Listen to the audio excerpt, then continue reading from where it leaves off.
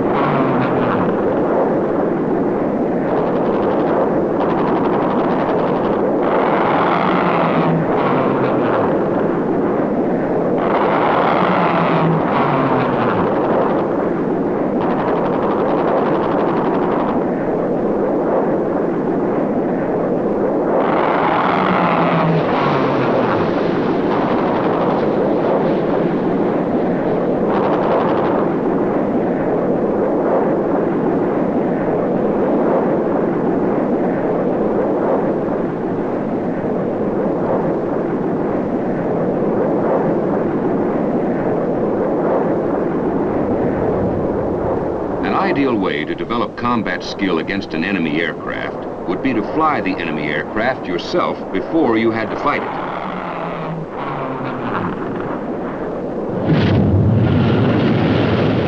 Of course, that's an impossible ideal.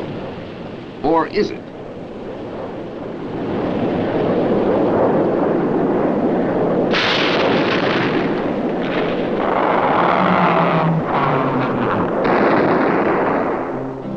Most U.S. pilots flying combat over North Vietnam will never see a MiG-21 on the ground at close range, much less get a chance to fly it. Tactical Air Command and Navy fighter and attack pilots recently completed a thorough evaluation of the MiG-21 weapon system, analyzing it in an operational environment with all United States combat aircraft. The purpose of this tactical evaluation was to identify deficiencies and limitations which could be exploited to defeat the MiG-21. Air combat maneuvering situations, which simulated the Southeast Asian operating environment, were set up, and tactical maneuvers were flown in order to validate their effectiveness against the MiG-21. The lessons learned could save you and get your name on the list of MiG killers. Hallelujah, hallelujah, throw a nickel on the grass, say the fighter pilots. Hallelujah, hallelujah, throw a nickel on the grass and you'll be saved. Hallelujah, hallelujah, throw a nickel on the grass and you'll be saved. Here to describe the results of the evaluation and discuss the recommended maneuvers are two of the primary pilots who flew the MiG-21 in this project. Lieutenant Colonel Joe B. Jordan, Tactical Air Command, and Commander Thomas J. Cassidy, Navy Air Development Squadron 4. The purpose of Project Doughnut was the tactical exploitation of the MiG-21 airplane. We compared the MiG-21 with all Air Force and Navy fighter and attack airplanes, flying over 100 sorties. The majority of the flights were tactical, however, several flights were devoted to the performance and stability envelope of the airplane. Several flights were flown for electronic intelligence gathering. Colonel Jordan flew the MiG-21 against all U.S. Air Force tactical airplanes. I flew the MiG-21 against all Navy fighter and attack airplanes. During the program, we exchanged several flights in an effort to compare tactical data. Joe, would you point out some of the performance characteristics of the MiG-21? This MiG-21F-13 day fighter is a rugged, small, highly maneuverable, extremely reliable Mach 2 aircraft. It's capable of high G and low speed flight. We flew it as low as 120 knots in a tactical maneuvering situation. The aircraft has an excellent zoom capability and max power and an impressive turn capability due to its high thrust-to-weight ratio and low wing loading. The airspeed bleed-off in a high G sustained turn is very rapid below 400 knots due to its delta wing planform. This large model is the all-weather version. It's a fishbed B. The general appearance and most of the detailed features are almost identical to the one we flew. The pitot boom is mounted on the lower intake and is fitted with angle of attack and side slip vanes which feed into the gun sight system. The inlet spike is movable, normally fully automatic, has a manual feature of positioning of 1.5 Mach number. It also houses the range-only radar for the gun sight.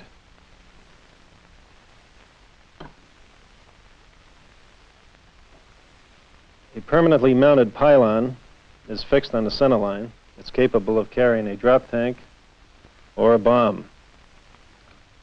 Outboard pylons are installed on the wings, capable of carrying ATOL missiles, bombs, or rockets. One stall fence is located on either side of the outboard wingtips. The flight control systems include an irreversible, hydraulically actuated stabilator. It has a stabilator ratio controller installed. It restricts stabilator movement below 16,000 feet and above 32,000 feet. It's also further restricted at high Q, approximately 510 knots below 16,000 feet. The rudder is manually actuated. The ailerons are manually actuated, hydraulically boosted. The cockpit is very small and narrow. The instruments and switches are crude by our standards.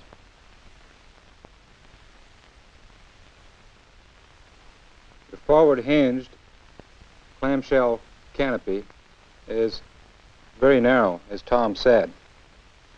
It restricts your head movement considerably in flight.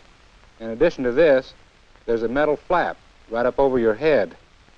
When you look around, for example, to see if there's someone on your tail like this, it completely blocks your vision in the rear area.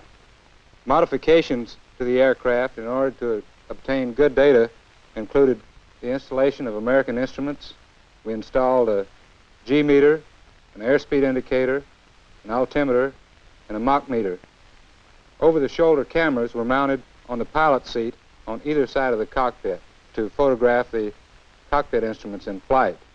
The aircraft is equipped with selectable three-wheel air-operated brakes used for both wheel braking on takeoff and landing and taxiing.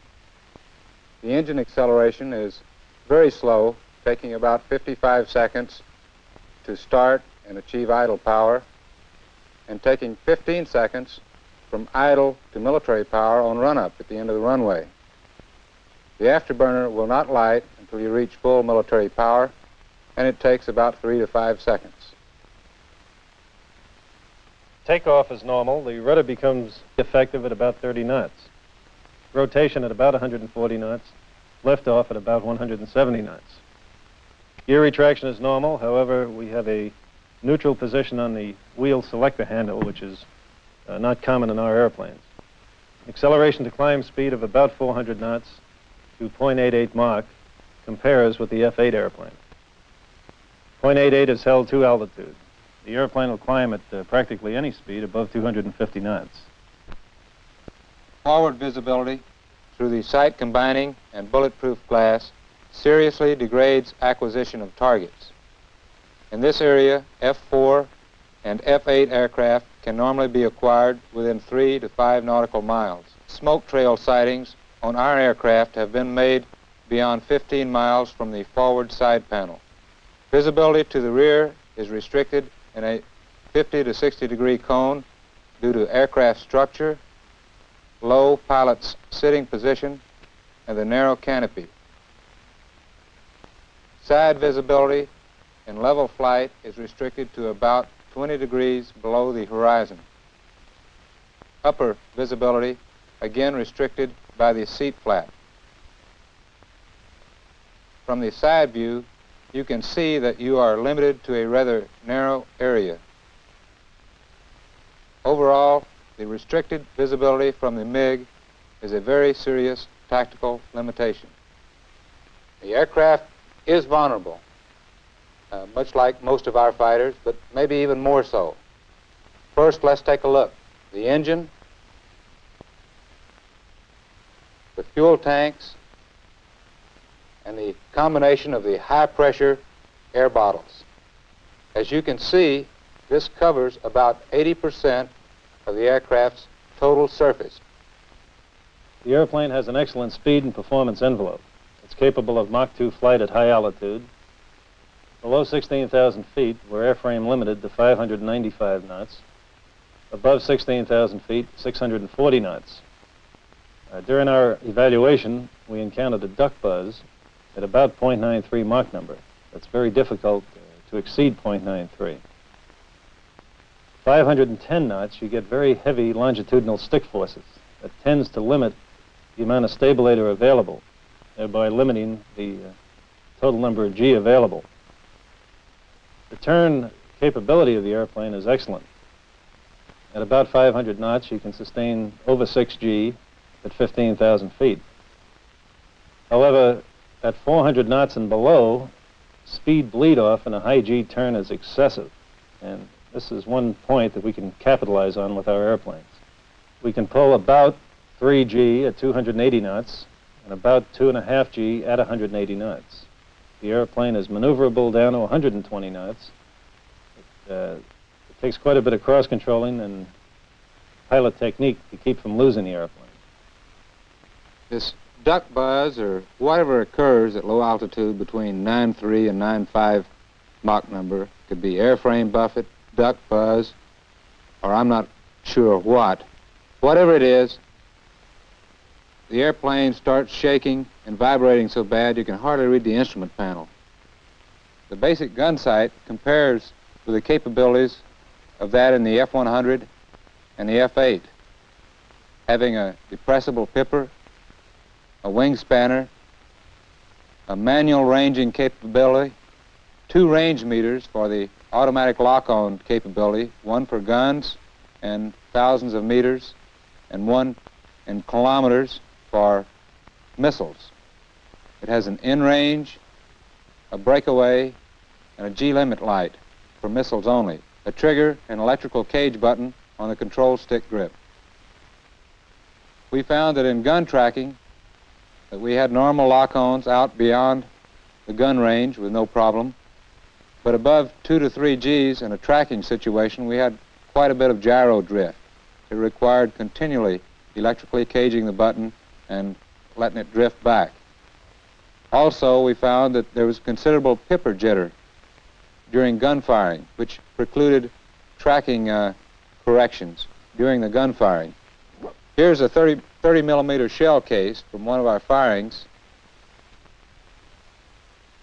As you can see, it's quite a bit larger than ours, carries a very lethal load if you happen to be hit with it.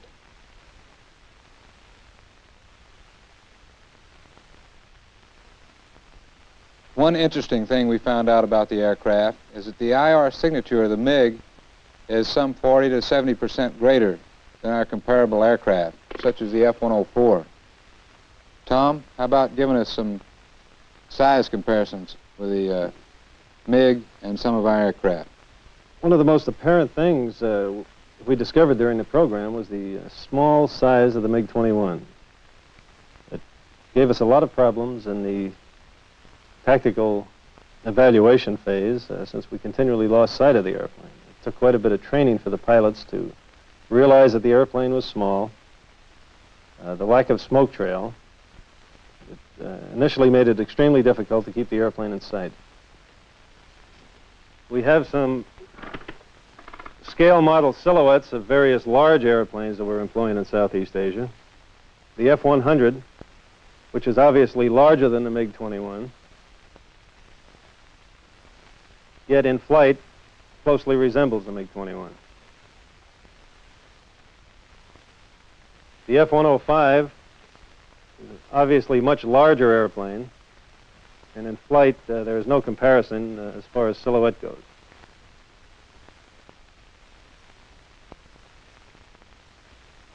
The F-8 is much larger than the MiG-21, yet in flight, from many aspects, it looks the same as the MiG-21, especially the side-on view.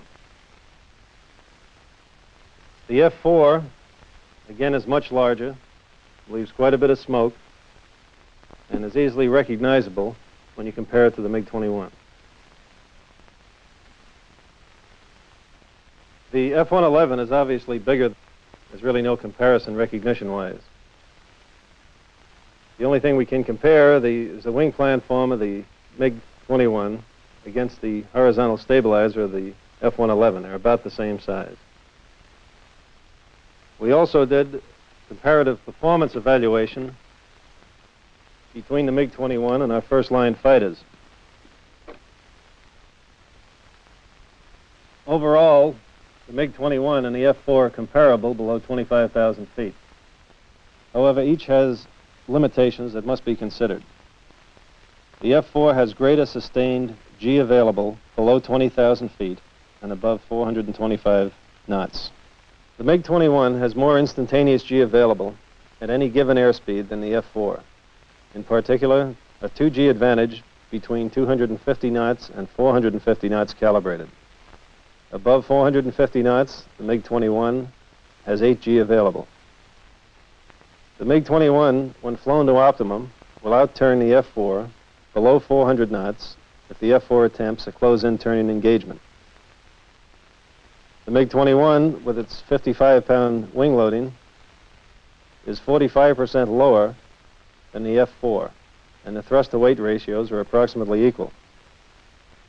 The fighter combat configured F-4 with missiles, no MERS or TERS, no centerline, has superior zoom capability from 10,000 feet to about 30,000 feet.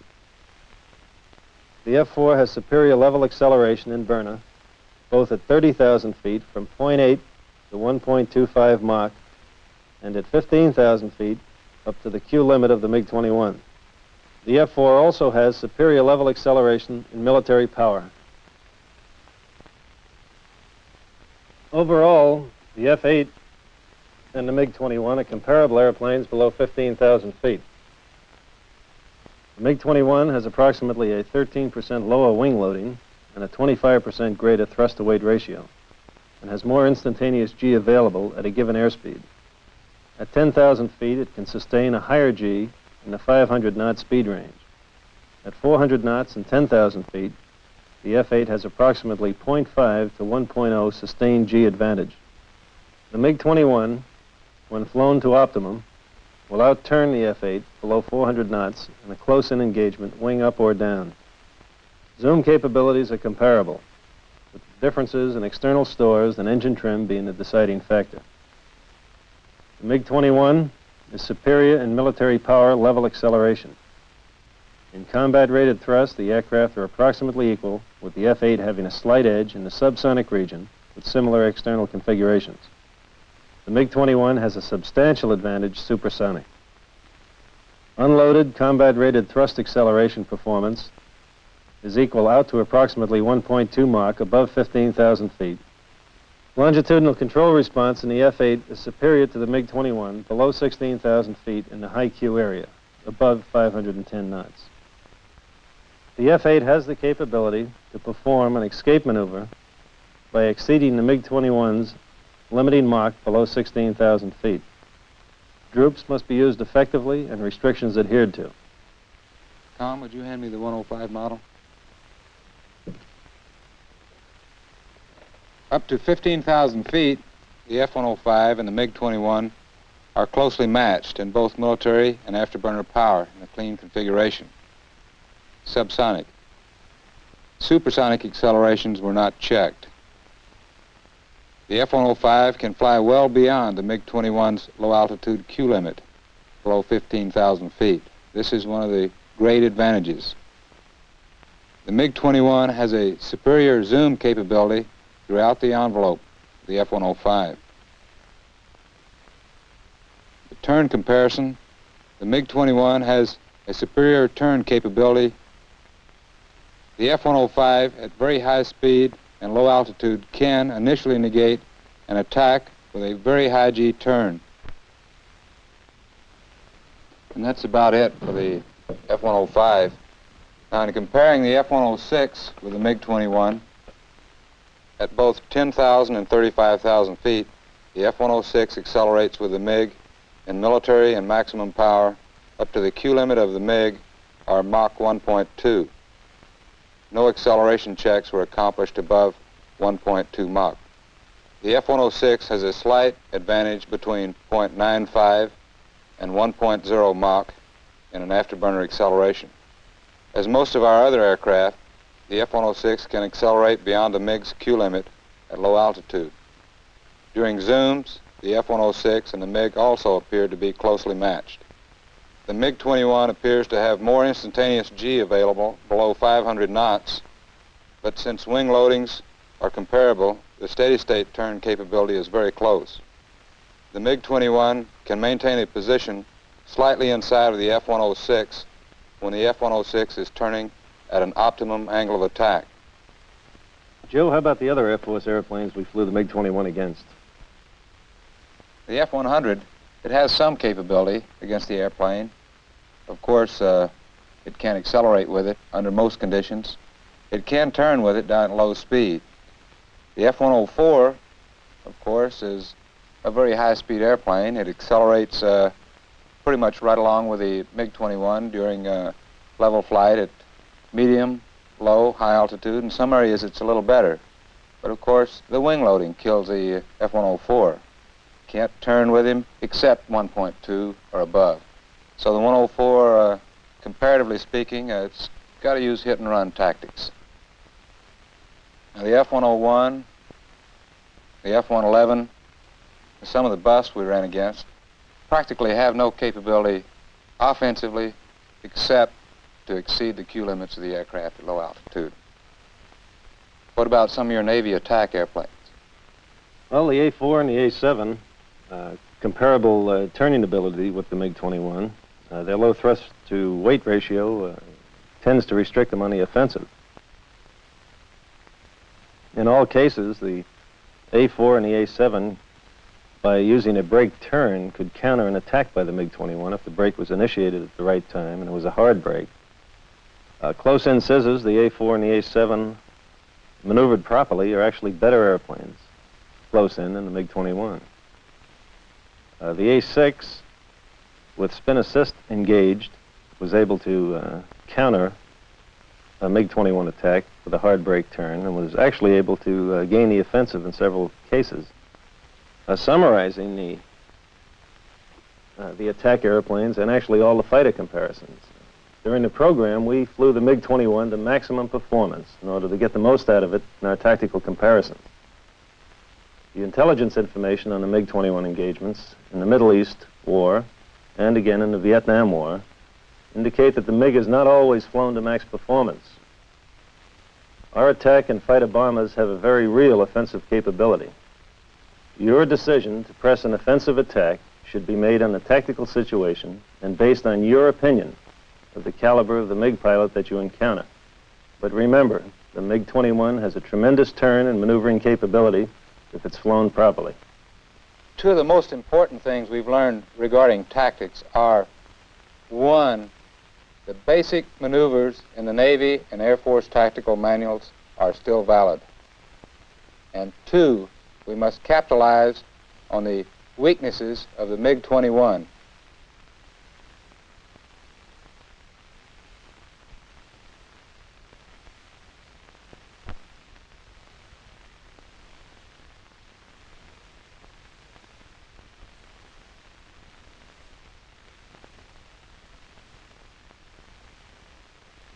And this is what we learned in 90 days living with a MiG-21. Does that look like about it, Tom?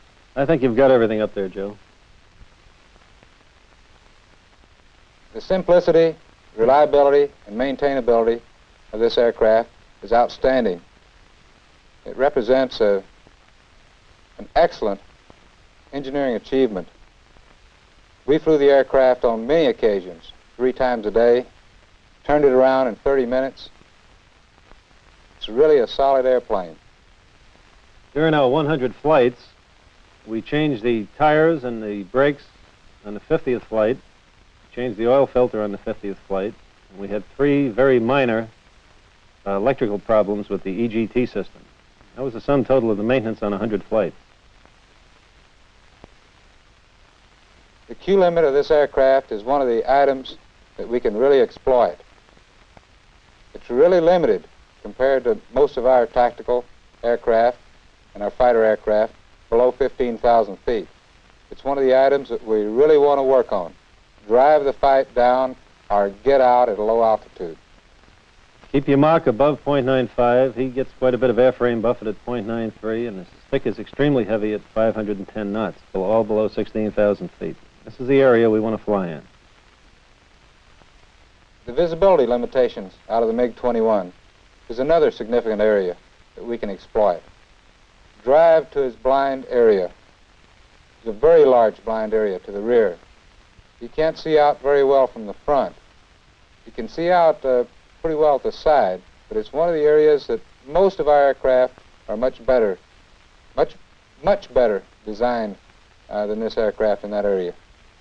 The flap above the pilot's headrest is extremely difficult to see around, and the 4-inch bulletproof windscreen is extremely difficult to see through. You can see F-8, F-4, F-105 type targets at 3 to 5 miles. However, the airplane can S-turn to get much better visibility out the forward side panels. Detection. The MiG-21 is very small. Frontal view is about the size of an F-104. It's much smaller than many of our aircraft. The engine doesn't smoke under normal flight conditions. No smoke at all in afterburner. You can see it in a plan view close in, but still remember, it's a very difficult airplane to see. During the program, we averaged less than 25 miles detection ranges on the F-4 radars. We averaged about 15-mile lock-ons with the F-4s. The maneuvering performance. The aircraft will really turn, especially at the right speeds. Below 500 knots and down at low speed. We especially want to stay out of the low speed area, down from 400 knots on down. In this area, if we keep our speed above this area, we could do very good work with the MiG-21. If we can get the MiG-21 to brake and bleed off a lot of energy in the first 90 degrees of turn, we can truly capitalize on this thing. Once he's below 400 knots, it's extremely difficult to get his speed back. But remember, his radius of turn is very small, even below 400 knots. His acceleration capability. In the medium speed range, high altitude speed range, it compares with most of our aircraft. But when he gets down to a low speed, where he loses his energy, it's extremely difficult for him to unload and accelerate out. For example, the F-4, you have a capability of obtaining almost instantaneously 50 knots. The MiG-21 doesn't have this capability at all. He's very slow at accelerating. Offensively, the MiG pilot can pretty much plan his throttle movement. Defensively, however, if he's at cruise power, it takes several seconds to get military power and several more seconds to get afterburner. Climb and zoom capability. Previously, we had thought that the MiG-21 could out-zoom any free world fighter. We've demonstrated on many occasions that the F-4 could out-zoom the MiG-21 from 10,000 feet in steady conditions under almost any configuration. This is an area that the aircraft apparently falls short in. The energy maneuverability curves for the MiG-21 that we have appear to be optimistic. Also, our energy maneuverability data on the F-4 appears to be slightly pessimistic. This may account for that particular item. The weapon system of the MiG-21. It's very crude compared to most of our later systems. It compares favorably with ours about 10 to 15 years ago. Remember, you can beat it. It has some limitations with the gun sight, but the Red Baron can take advantage of a ring and post sight and that relatively slow-firing cannon and get in there close and maybe do some good work. So watch this particular item. Remember, a hard turn up to about 4 Gs will probably defeat the ATOL missile if you see it in flight. The GCI requirements. The MiG-21 and the basic Russian or Soviet bloc countries' fighter doctrine is based on a point interceptor capability for the MiG-21. This means it requires GCI. So remember that without a GCI capability, the aircraft is pretty much limited. The MiG-21 pilots are basically trained as interceptor pilots. However, the airplane has a real capability. And when it's employed as a fighter airplane, it's an effective airplane. How about giving us our successful basic tactics, Tom? Generally speaking, in our basic tactics, keep your energy level high cruising, keep your energy level high when you're maneuvering. Above all, be aggressive. Drag the fight down below 16,000 feet. Fly the airplane and fight the airplane on your terms. Provide mutual support. Always maneuver to his blind spot. Exploiting these limitations should prove successful. Remember, gentlemen, we're dealing with a Mach 2 airplane with the turn capability of an A4. Joe, I think we should break out the handbook on the fitter and be prepared to fly it. Raj.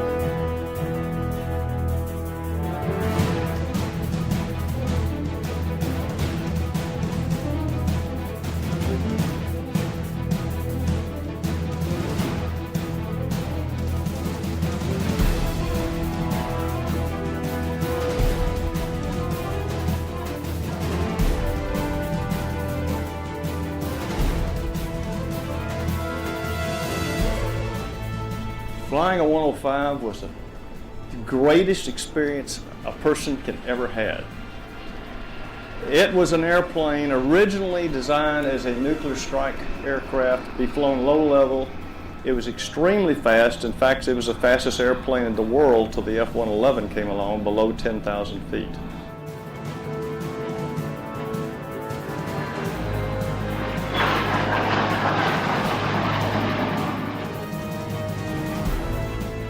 And it was a carrier-based ground attack airplane in Vietnam. And this airplane actually dropped more bombs in North Vietnam than any Navy carrier-based airplane.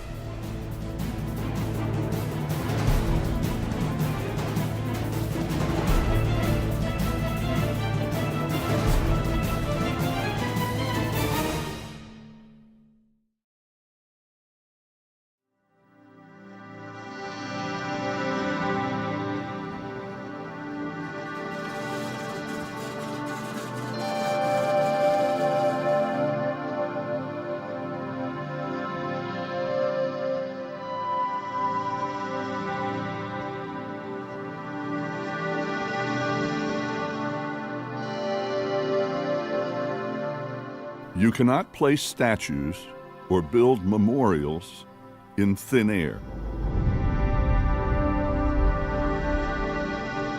These airplanes, rescued, restored, returned to the sky, are the memorials.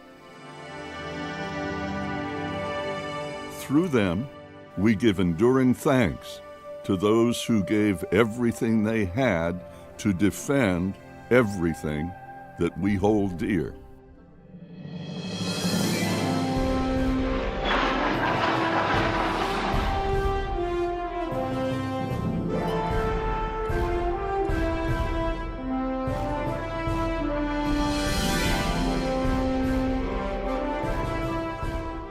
By sharing them, we remind each other of the sacrifice. By sharing them, we introduce our heirs to their heritage.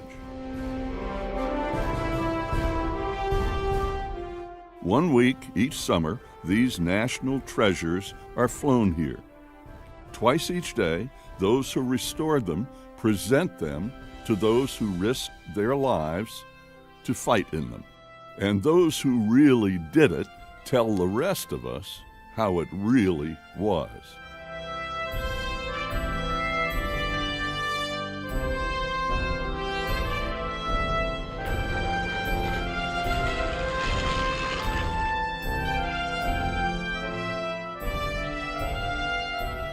It is a singular series of history lessons that anyone who cherishes liberty ought to see.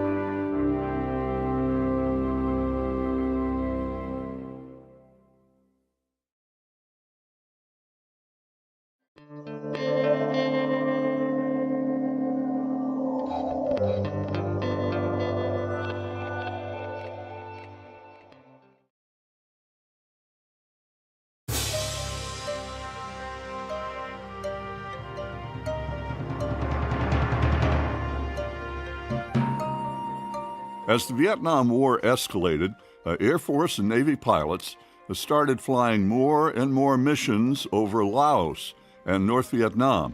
This was very high-risk duty.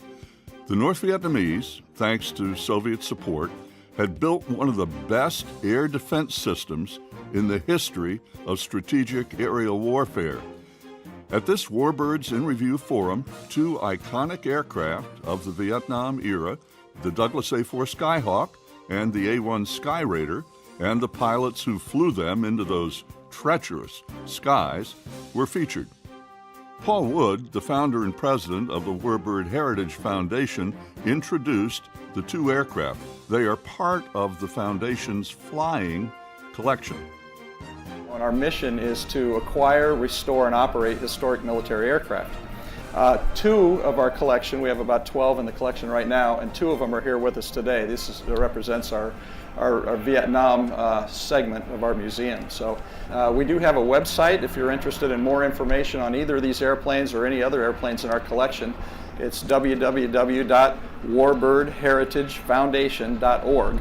And we have lots of pictures and videos on each of the airplanes. We have cockpit pictures, we have maintenance pictures, so we have the airplanes taken apart. You can see inside, see what makes these things run. So you're welcome to get on the website, sign the guest book, and we send out periodic newsletters and things like that. So that's the pitch. So we have with us two phenomenal Vietnam era airplanes here. One is the AD Skyraider and the A4 Skyhawk. Both played very, very significant roles in Vietnam. And the one to my right here is an A1 Skyraider. And it was designed by a guy by the name of Ed Heinemann from the Douglas Aircraft Company, who was a very famous designer. And coincidentally, he also was the lead designer on the A4 Skyhawk as well. Now, the next one over here real quickly is our A4 Skyhawk. And it was a carrier-based ground attack airplane in Vietnam. And this airplane actually dropped more bombs in North Vietnam than any Navy carrier-based airplane. It was again designed by Ed Heinemann, the Douglas Aircraft Company, and it had nicknames of the Scooter, Heinemann's Hot Rod, the Bantam Bomber, and there's a great loyal fan base of the pilots who flew this airplane. Every time we have someone come up to us and say, I used to fly the Scooter, that's the best airplane I ever flew. And I tend to agree with them because I fly these things as well. So the Skyhawk was first produced in 1956. There were multiple models of the airplane. This is the same airplane, by the way, for those of you who don't know, that Jester and Viper flew in Top Gun as the aggressor pilots, so got a little notoriety there. They flew them they produced them until 1979. And the Blue Angels flew the F version of this from 73 to 86. About 3,000 of them were built. So a couple of significant points about this. When Ed Heinemann designed this airplane, the concept of it was to make it as light as possible so it could carry bombs, rockets, and fuel.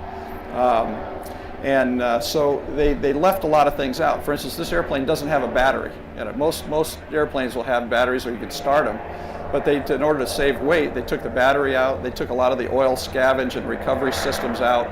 So when they would ferry these airplanes from the West Coast to the Philippines, they'd do about 5 in-flight refuelings to get them over there.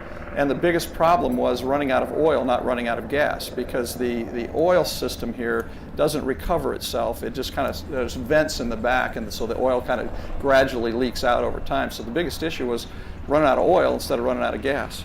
This airplane is painted up as an A4 Charlie model that was flown by a guy by the name of Lieutenant Commander T.R. Schwartz aboard the Bonhomme Richard in the Yankee Station.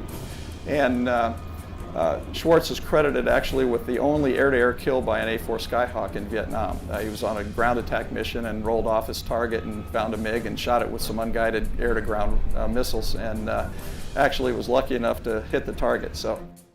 The second airplane featured, the A1 Skyraider, was designed near the end of World War II. It became one of the Navy's workhorses during the Korean War. The Skyraider was first produced in 1946, and it was used in the Korean War initially by the Navy and the Marine Corps as a ground attack, carrier-based ground attack airplane, and it was quite effective, sort of taking the role of what a typical new A-10 would do at the time. The production run ran until about 1957, and over 3,200 of them were built. The engine is a Wright 3350. It's got 18 cylinders, 2 rows of 9, so there's 36 spark plugs in this thing when you have to change the spark plugs, so it's a lot of work. And it generates 2,700 horsepower, so it's one of the largest piston-driven airplanes that the Department of Defense ever had. Actually, I think it's the largest single-engine piston-driven airplane that they had. The airplane is about 11,000 pounds empty weight, but the significant part about this airplane is it can carry its own weight in fuel and armaments. So its max takeoff weight is about 22,000 pounds. So when you think about that, 11,000 pounds is what, 5.5 tons? And you can see some of the armament and bombs and fuel and things like that. And so it was really able to put a lot of armaments on target. And with its fuel capacity, it had the ability to loiter for up to 5 or 6 hours at a time. So it had great range, great loiter time, and could put a lot of metal on target. So it's about a 290 knot airplane, give or take. So it's not real fast, but it's built very, very strong and tough, and it could take a big beating. After Korea, the Air Force purchased about 580 of these from the Navy and converted them to A1Hs and Js. They were used in the Vietnam conflict primarily for special operations, search and rescue, and light ground attack. And there were several squadrons of these that were helicopter escorts to help provide cover for helicopters coming in and recovering down pilots. And so that's, our airplane here is painted up like an A1H from the 6th Special Operations Squadron, which was in Pleiku, Vietnam. Dick Diller, an Air Force pilot learning to fly the massive Skyraider, had a huge transition to make.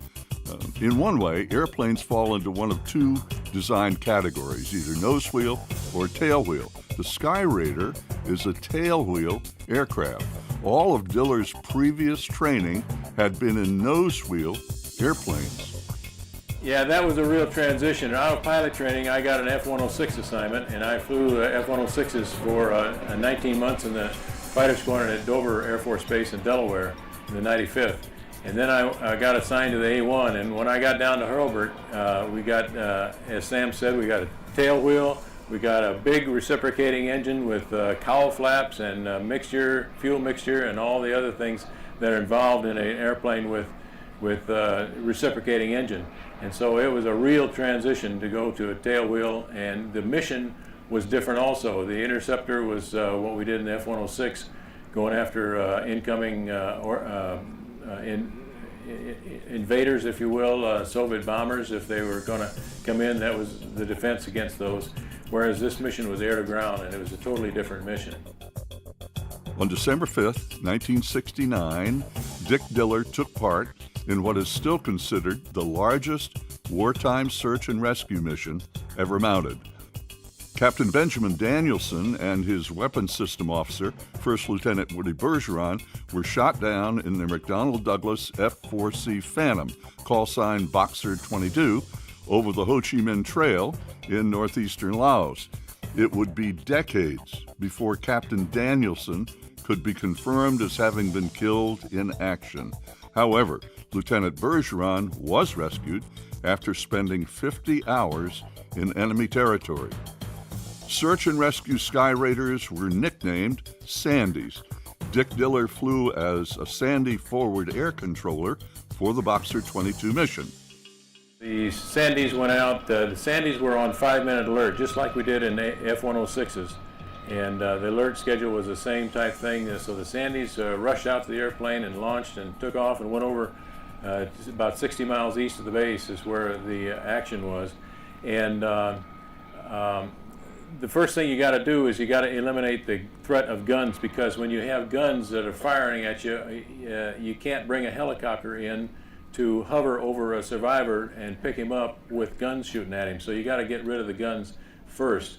And so with the help of the forward air controllers, the Sandys, actually the Sandy low lead is the on-scene commander, and he comes in and he trolls low level trying to get the guns to shoot at him so they can find out where the guns are and try to knock them out. Now the problem with it was they put the guns in the caves and the karst. The karst were limestone formations that came straight up out of the ground, and they'd have caves at the base of them, and that's where they put the guns, so you had to hit them pinpoint.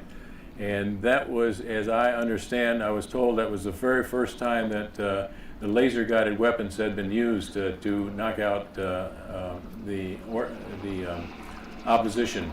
Then you can bring the helicopter up the river. The survivors were on opposite sides of a river. And you can bring the helicopter up the river at low altitude and hover above them and pick them up. Well, the problem with it was the tail rotor on the helicopter that was hovering above the survivor got caught in trees. The aircraft commander on the helicopter thought that he was getting ground fire, and because of that he decided that he had to pull out, and as he pulled away, the survivor said, "Why did he leave?" He said, "I was 5 feet from the hoist. Why did he leave? I was 5 feet from him." And it just broke our heart because it was so close to getting the guy out of there, and we couldn't get him out. So we had to leave him overnight, and the next day it was more of the same. The problem with it was the first thing we heard in the morning from the survivor was that the front seater had been killed in the night. They didn't take prisoners in Laos at the time that I was flying over there. They just shot whoever they came across. And he said that after he got picked up, he said that what happened was the worst time was just towards dark when everybody had gone home. All the Sky Raiders had left and all the attack airplanes had gone. The worst time was it wasn't quite dark yet. They didn't have flashlights, but they still had a light illumination in the sky. And they came down to the river and they started looking for him. They found his place where he had been holed up there, and he said that they shot the AK-47 into that area there. He said he had moved up the river about 50 yards, and he said if they turned around, they would have seen me. They left, and he survived the night.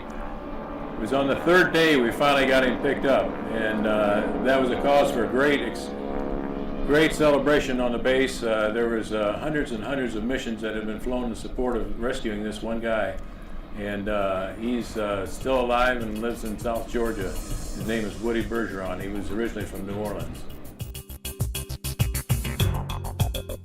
This passage was written in response to the mother of one of the guys that I had just flown with was shot down. And I had just talked to him and became friends with him, and I had flown with him the night before. And the night he was shot down, I was going to go out about 2 hours later. So I was in briefing when the word came into the command post that he had been shot down. By the way, in my squadron, the time we were there, out of 20 pilots in the squadron, we lost 7 of our pilots. So it was not a good situation. But he was shot down, and he was in the same airplane I had been in the night before. Well, his mother didn't want to accept just that he wasn't going to come home, so she wrote a letter to the wing commander asking about information about what happened to her son, and this is why this passage was written in response to that. I was talking about, the letter made me realize why my mother was trying so hard not to cry that morning nearly a year ago at O'Hare International Airport when she and Dad and Emily saw me off. She had said, "Be careful, Dick." "I will, Mom, don't worry." I knew I was well trained and I could only imagine the hazards that lay ahead, but now I knew about those hazards firsthand, and thanks to Rick's mother's letter, I could see a family side. The ones left at home a little more clearly, and that may have been the more difficult to handle. I have had it said to me, I don't know if I would have had the courage to do what you did, to face danger without flinching. You're lucky because you know you've got what it takes. Well, I never know how to reply to that because I don't know if I could do it again. All I know is I did it then, and I was one of the lucky ones who survived. That feeling of invincibility is essential to anyone who looks danger in the eye and keeps going. But the tragedies of Rick Shorlands and J.B. East and Clint Ward and Bob Moore and Dick Lytle and Jim Herrick and all my other friends who had been killed and the sadness of their families brought me back to the reality that we were playing for keeps and no one is invincible. What she had said in her letter, she said, I want to have more information about what he was doing, who he was flying with, where he was, and what happened to him. And then she wrapped it up by saying, a piece of paper is not much of an exchange for a son. The F-105 Thunder Chief, nicknamed Thud, was the largest single-engine fighter ever flown by the Air Force. It was designed in the early 1950s to deliver a nuclear bomb. Well, when that nuke mission seemed off the table, the airplane was reconfigured into a single-engine fighter and conventional weapons bomber. It did a great job in the skies over Southeast Asia. It had a short wingspan, only 35 feet. That's about the same as a Piper Cub, and it was 60 feet long and could reach Mach 2. That was only 10 feet shorter than a B-17. Dave Waldrop flew the Thud over North Vietnam. Flying a 105 was the greatest experience a person can ever have. It was an airplane originally designed as a nuclear strike aircraft to be flown low level, single pilot, radar terrain avoidance, all weather. The airplane was extremely sophisticated.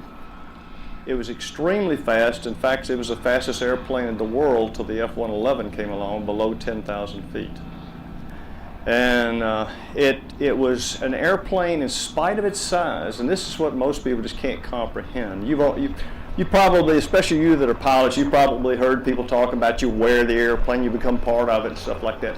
You generally wouldn't think of a big airplane that's some 60 feet long, 35 feet wide, that grosses about 53,000 pounds on takeoff. You wouldn't think of wearing that airplane. You'd think more of just flying the airplane. But once you got comfortable with the airplane, I did not even have to look inside at the instruments. I knew exactly where I was with that airplane. And it was because the airplane was so well balanced. And it was a terrific airplane in formation. And it would carry a lot of armament, and it would take a lot of abuse. And unfortunately, those poor airplanes, they got some abuse. It was just so solid, and like I said, it would take all this abuse and still get you home. And I've got pictures at home showing holes as big around as I am through the wing. One guy got hit with a ATOL, which is our version, or the North Vietnamese Soviet version of the Sidewinder. The thing actually went off, blew the back end of the engine, the tail feathers, turkey feathers, and for the afterburner and so forth, just blew them off. And the rocket motor actually embedded in the side of the airplane. He flew the thing home. In the Vietnam era, aerial dogfighting, like in World War II, was largely a thing of the past. However, dogfighting did happen in Southeast Asia. U.S. pilots also had to avoid barrages of supersonic surface-to-air missiles, SAMs, which were deployed all around the Hanoi area.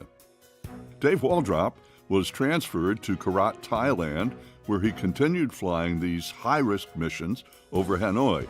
He explained why August 23, 1967 is a day he will never forget. I got there, since I was already had more missions than anybody at Korat over Hanoi. They made me an immediate flight lead, so I was flying number 3 in crossbow flight. And we were going up on a big railroad yard, Yen Vinh Railroad Yard, which is just across the, not the Mekong, but the Red River from Hanoi. And it was such a big target that they actually were attaching 2 F-4 Phantom strike flights along with our 4 F-105 strike flights. As Waldrop and his flight headed toward Hanoi, they were joined by Colonel Robin Olds and his flight of F-4 Phantoms. The Phantoms were there to deter MiG fighters who came up to attack the F-105s. Well, because the Thud was faster than the Phantom, the operations had to be very carefully timed to prevent the Thuds from outrunning their escorts. As the F-105s started their runs from northwest of Hanoi, the Air Force's radar surveillance aircraft, nicknamed Big Eye, was orbiting off the coast of North Vietnam. And sure enough, Big Eye, and we hadn't seen very few MiGs during my tour. I started in May all the way through. I had probably, at this point, right at close to 55, 60 missions. Very few MiGs. And so they started calling bandits, bullseye. Bandits are what they referred to as the MiG. That meant that they're taking off out of the Hanoi area. Then they started calling out vectoring west. And well, this was an afternoon sortie. Where's the sun in the afternoon?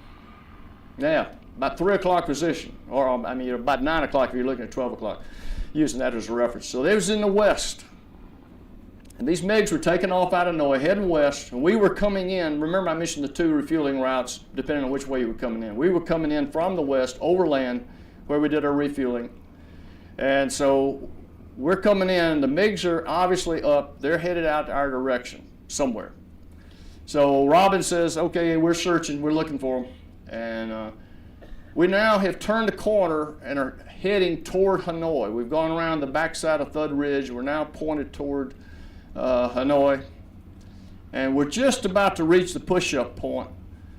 And the big guy starts calling, bandits, bandits, at your 6. And so everybody's looking. Force commander calls Robin and says, Robin, find these guys, get them off our ass. And so Robin said, I'm doing everything I can, guys. We're looking for them. And Robin Olds, and when he said he was doing everything he can, I promise you, he was doing everything he could. Well, Robin's doing everything he could, but he was trying to stay near us as well, so he couldn't go 40 miles behind us so he can throw his search radars toward us. That just doesn't work like that. And so anyway, 2 MiG-21s come through. They launch out 2 of their ATOL missiles, which I remember I said earlier is a heater, a heat seeker, and knock down 2 F-4s right behind my flight. So we hadn't even hit the push-up point. Now we got guys hollering, Mayday, Mayday, bail out, bail out. Beepers going off, and when you eject from one of these fighters, you got a beeper that goes off. It sounds like, ew, ew, ew, ew. We got 3 of those things going off because one of the guys did not get out of the airplane. We got 3 of those beepers going off. We're trying to concentrate on going inbound on the target. And guys, that was a lot of stuff taking place. And like I said, we hadn't even hit the push-up point. Well, but what you do, as I mentioned earlier, there's nothing you can do about those guys. There is no rest gap where they were. We kept driving. We kept driving right on in toward the target. And we did, and when we got to the target, I started seeing all these MiG-17s. Well, our job was to bomb a railroad yard, not to chase MiGs. So we're doing our thing now, and as a flight, we're all oriented in our positions for rolling in on the target. We're about 15,000 feet, and would roll in on the target, usually make about a 45, 90-degree turn rolling in as you approach the target. Right before I reached the roll-in point, the F-105 had probably the most sophisticated, advanced fire control system of any fighter in the world at that point in time and space. It was deadly accurate. I've shot many, many air-to-air targets with that airplane. If you're smooth at all and you put the pipper on some part of an airplane, that's what you're going to hit. Well, the only thing you got to have the pipper. The pipper is a little dot. And then outside from the dot, you got these rings. There's 2 concentric rings, and it gives you a reference of how big that airplane is, because you can see as you're getting closer, obviously his wings are going to fill up more of that area. So you had an idea of your range, how far out you are. Plus, when you had your radar working and locked on, it's telling you exactly how far out it is. It was beautiful. Well, the only problem is you got to have those rings and a pipper up there to use them. And my bulb burned out as I was approaching the target. That means I'm looking at just a clean windscreen, and it's just like there's just glass up there. And so I had no sight, but I said, well, I've been here, done this many times, so I just rolled in. I looked about right, and at 7,000 feet, I pickled off. I pulled hard to the right like our flight leader had briefed, and I started looking for him, and as I'm looking for him, I look up, and heading west away from the target area was a F-105 Thunder Chief. He was going straight and level, which is absolutely, like I mentioned earlier, an absolute no-no. And there were two MiG-17s right on his butt. The lead MiG, it's got a 37 millimeter, I think it's 37, 35 millimeter cannon in the nose, and that thing is going poof, poof, poof, poof, just like that. I could still see it like August 23rd, 1967, the picture I was looking at. He's shooting at this 105. He's only about 1,500 feet behind him. The guy's going straight and level, had no clue these MiGs were there. And I holler out over the radio. I said, 105, head west, you got two MiGs on your ass, do something. Of course, there was 20 105s up there.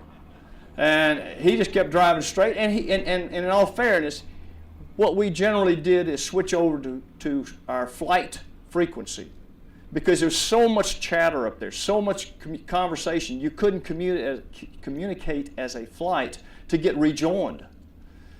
And so he probably never heard it, but still he was going straight and level. So I said, well, here's your shot. And I said, I got to get these guys off of him. I had a Sidewinder. Remember, that's a heater. And it seeks out the temperature. It looks for the heat signature from the jet engine. And that's what it hones in on. And my Sidewinder, and it makes this growling sound in your headset when it's got a heat source. And it was looking at that damn heat source, and it was just screaming its head off, come on, Dave, let me fly, let me fly. And I look at that 105, I looked at MiG behind him, I couldn't do it.